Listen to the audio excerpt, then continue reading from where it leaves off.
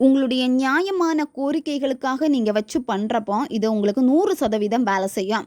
தவறான காரியங்களுக்காக நீங்க இத பயன்படுத்திட்டீங்க அப்படின்னா, இது உங்களுக்கு வேலை செய்யாது. அப்படியே ரிவர்ஸ் ஆகும். எல்லாமே உங்களுக்கு நெகட்டிவா தான் நடக்கும். மெத்தட வந்து நீங்க எந்த டேல ஸ்டார்ட் பண்ணணும் அப்படின்னா, நீங்க வியாழக்கிழமை அன்னைக்கு ஸ்டார்ட் பண்ணலாம். அல்லது சனிக்கிழமை அன்னைக்கு நீங்க ஸ்டார்ட் பண்ணலாம். அல்லது அமாவாசை அன்னைக்கு கூட இத நீங்க ஸ்டார்ட் பண்ணலாம்.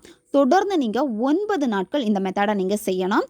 இந்த மெத்தட எந்த நேரத்துல நீங்க செய்யணும் அப்படின்னா, ஈவினிங் நீங்க 7 மணிலேருந்து 10 மணி இந்த இடைப்பட்ட நேரத்துக்குள்ளாடி நீங்க செய்யணும். குளிச்சு முடிச்சுட்டு தான் இந்த மெத்தட நீங்க செய்யணும். ஒரு சின்ன பவுல் தேவைப்படும். அந்த பவுல் வந்து பார்த்தீங்கன்னா, புதுசா தான் இருக்கணும். கண்ணாடி பவுல் தான் இதில நீங்க பயன்படுத்தணும். அமைதியான ஒரு பிளேஸை வந்து சூஸ் பண்ணிக்கோங்க. யாருமே உங்களை டிஸ்டர்ப் பண்ணக்கூடாது. ஒரு கேண்டில் அல்லது தீபம் ஏற்றி வச்சுக்கோங்க. நீங்கள் உட்காரக்கூடிய அந்த இடத்துல என்ன வேணுமோ அந்த விஷயத்தை அட்ராக்ட் பண்ணுறதுக்காக இதை நீங்கள் பயன்படுத்தலாம்.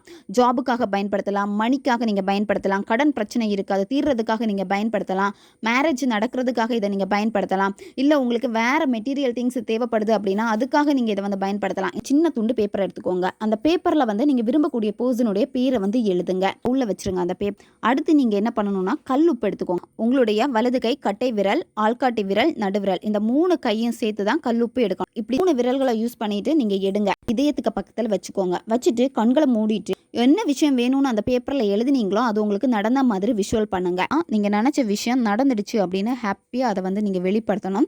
வெளிப்படுத்திக்கிட்டே நீங்கள் அந்த கல்லுப்பை வந்து பார்த்தீங்கன்னா புருவமத்தியில் வச்சுருக்கணும். ஒரு டைம் வந்து நீங்கள் உங்கள் தலையை சுற்றிட்டு அந்த கல்லுப்பை வந்து என்ன பண்ணணும்னா அந்த பவுலுக்குள்ளாடி போட்டுருங்க.